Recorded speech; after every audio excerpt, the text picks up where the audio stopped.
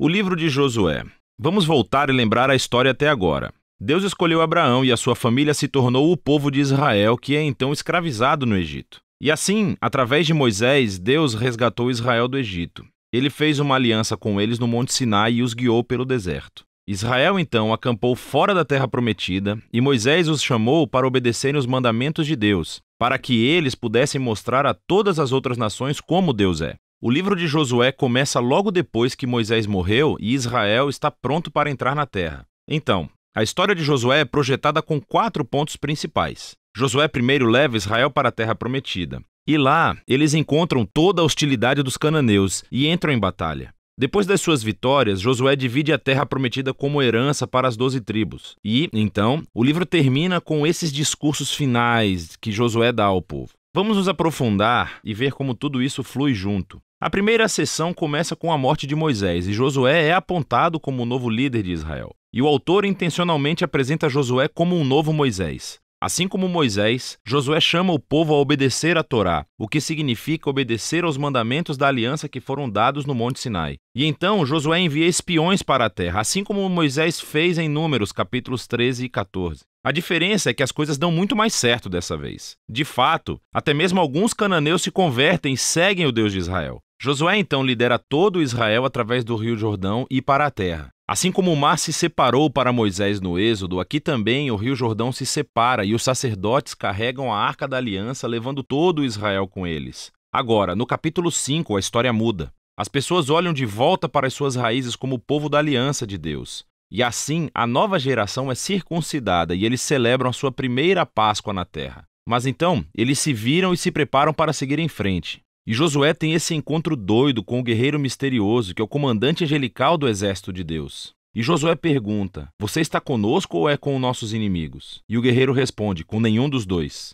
O que mostra que a verdadeira questão aqui é se Josué está do lado de Deus. Isso deixa claro que toda essa história não é sobre Israel contra os cananeus. Pelo contrário, essa batalha é de Deus e Israel vai desempenhar o papel de espectador, ou, algumas vezes, torcedor do plano de Deus, o que nos leva à próxima sessão. Encontramos histórias sobre todos esses conflitos que Israel teve com diferentes grupos cananeus, e a primeira parte reconta a história de 2 batalhas com detalhes. E isso é seguido por uma série de contos que condensam anos de batalhas em alguns breves resumos. Então, as 2 primeiras batalhas são contra Jericó e depois Ai. Eles oferecem esses relatos da fidelidade de Deus em contraste com o fracasso de Israel. Em Jericó, Israel deve adotar uma abordagem completamente passiva. Então, eles deixaram a presença de Deus na arca guiá-los pela cidade através de música durante 6 dias. Porque, como Raabe se voltou para o Deus de Israel, talvez o povo de Jericó fizesse o mesmo, mas não fazem. E assim, no 7º dia,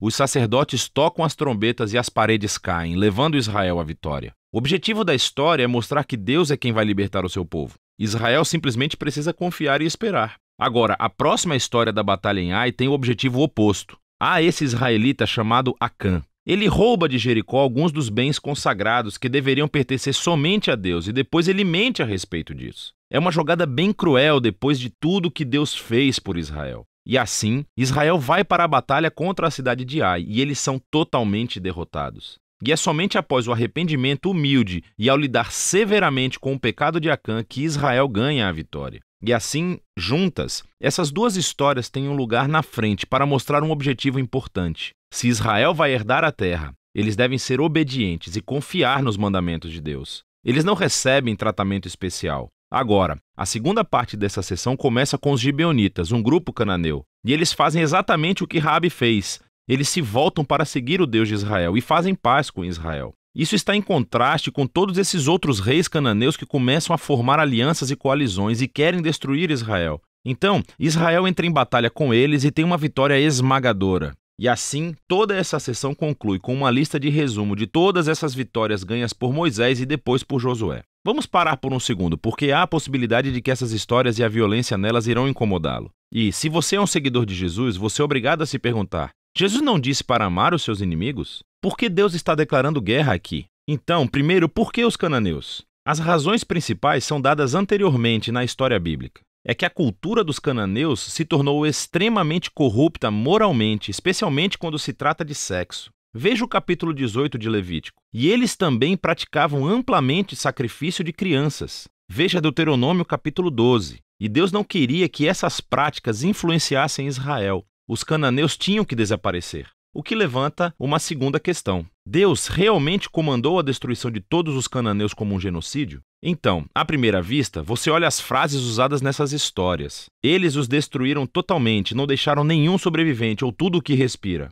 Mas à segunda vista, você verá que essas frases são claramente hipérboles e não literais. Então, volte ao mandamento original sobre os cananeus em Deuteronômio capítulo 7. É dito a Israel para primeiro expulsar os cananeus, mas depois destruí-los totalmente. E então, isso é seguido de mandamentos para não casar nem fazer negócios com eles. Você não pode se casar com alguém que você destruiu. Acho que você entende. A mesma ideia se aplica às histórias de Josué. Olhe de perto. Assim, por exemplo, nos é dito no capítulo 10 de Josué que Israel não deixou sobreviventes nas cidades de Hebrom ou Debir. Mas depois, no capítulo 15, vemos essas cidades e elas ainda são povoadas por cananeus. E então, o que estamos vendo é que Josué se encaixa em outros relatos de batalhas antigas, usando a linguagem hiperbólica, não literal, como parte do estilo narrativo. E assim, a palavra genocídio não se encaixa realmente no que vemos aqui. Especialmente à luz das histórias sobre os cananeus que se voltaram para o Deus de Israel, como Raabe e os gibeonitas. Deus estava aberto para aqueles que se voltassem para ele.